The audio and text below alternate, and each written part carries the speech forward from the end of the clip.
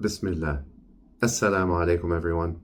So, Alhamdulillah, we've made it through the first week of Ramadan together. Cool. 7 nights exploring identity and belonging through the Quran. So before we dive into week 2, inshallah, starting tomorrow, on relationships and boundaries, let's pause and reflect on what we've covered. Because here's the thing, these videos, they're not just for you to watch, but they're also mirrors. And sometimes we need to look back at what we've seen in ourselves. So tonight, no new story, no new teaching, just us reviewing the journey so far and asking what's actually changed in you. So let me walk you through what we've covered, and I want you to ask yourself after each night, did this one hit home for me? So night number 1, who am I really? Surat Al-Asr. We started with the foundational question, who are you when all the masks come off? Surat Al-Asr taught us that your identity isn't found in one big moment, it's built through time. That's right. Through 4 separate components. Number 1, Iman, belief rooted in knowledge. Number 2, righteous action, becoming who you are through choices, through the actions that you choose to do. Number 3, encouraging truth, building identity in community. And number 4, encouraging patience, giving yourself time to grow. So the question was, are you finding yourself or are you building yourself? So if you're still performing for everyone around you, this is where you start. Identity first, everything else follows. Night number 2, the imposter syndrome. We talked about the story of the Prophet Musa alayhi salam. If you're feeling like a fraud, if you're feeling like you're not enough to represent Islam, to lead prayer, to speak the truth, to finally put on the hijab, then this is the imposter syndrome. And we learned that even Prophet Musa alayhi salam told Allah, send somebody else, I'm not qualified, I have a speech impediment. Allah's response, I'll be with you, the mission is still yours. Allah didn't choose Musa despite his speech impediment, Allah chose Musa with this weakness.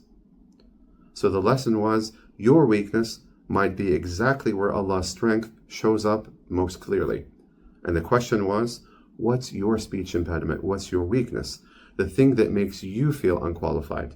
And what if that's exactly why Allah chose you for the thing that you have to do? Night number 3, when your parents just don't understand, Surat Luqman. This was a hard one. It was very hard for me as well. It's a lot of responsibility. How do you honor your parents when their expectations feel like they're erasing you? Surat Luqman gave us the both.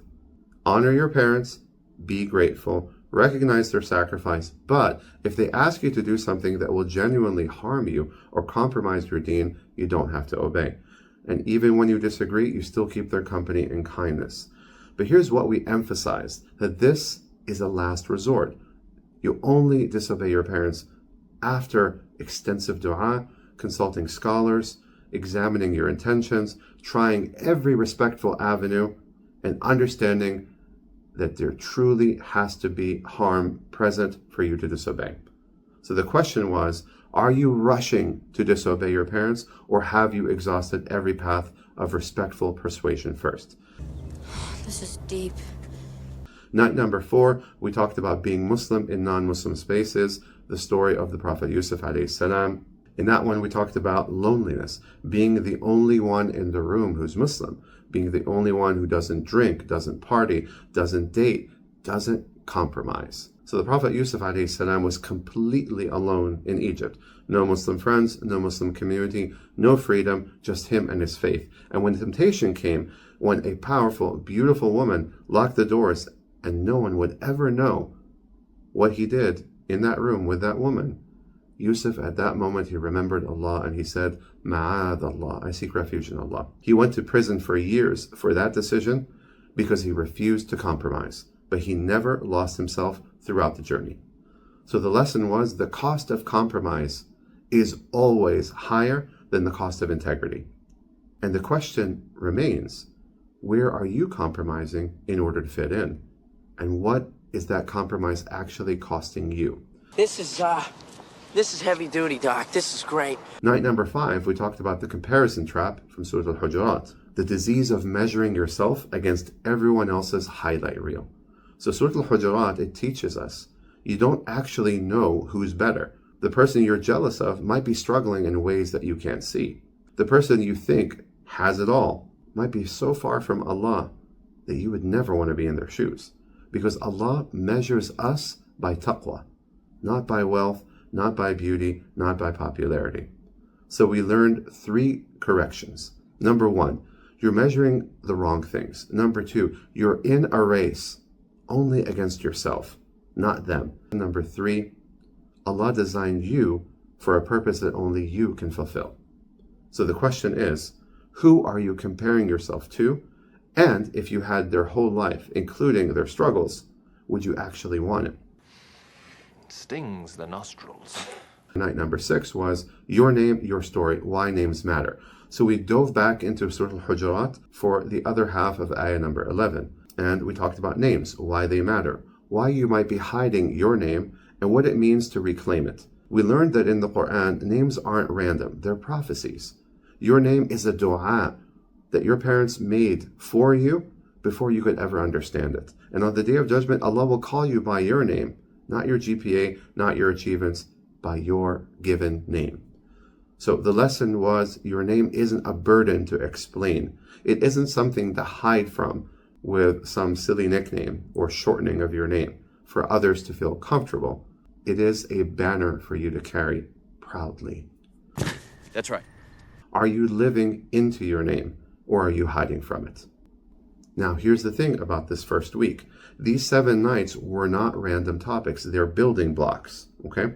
You can't have healthy relationships like we're going to talk about, inshallah, in week 2 if you don't know who you are. You can't set boundaries with your friends if you're still performing for everyone. You can't navigate crushes and attraction if you're measuring yourself by comparison. You can't honor your name if you don't understand your purpose. So identity comes first. Everything else is built on that foundation. Before we move into week 2 tomorrow, inshallah, relationships and boundaries, I want you to ask yourself, which night from this week hit you the hardest? Was it the imposter syndrome, the parent conflict, the comparison trap? Whatever it was, that's your starting point. That's where the work begins. Don't try to fix everything at once. Pick one, work on it, and let it change you. Let this Ramadan be different.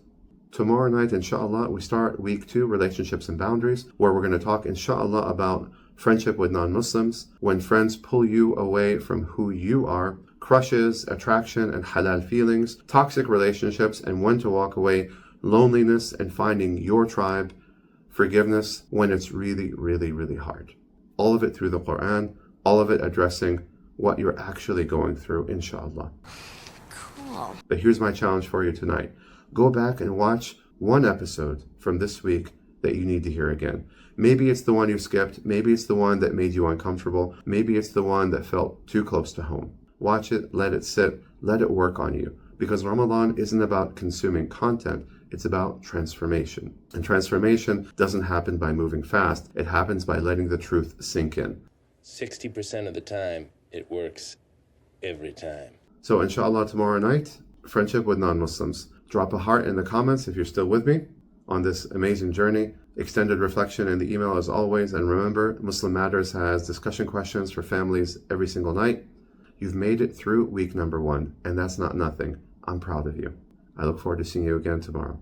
Wassalamu alaikum wa rahmatullah.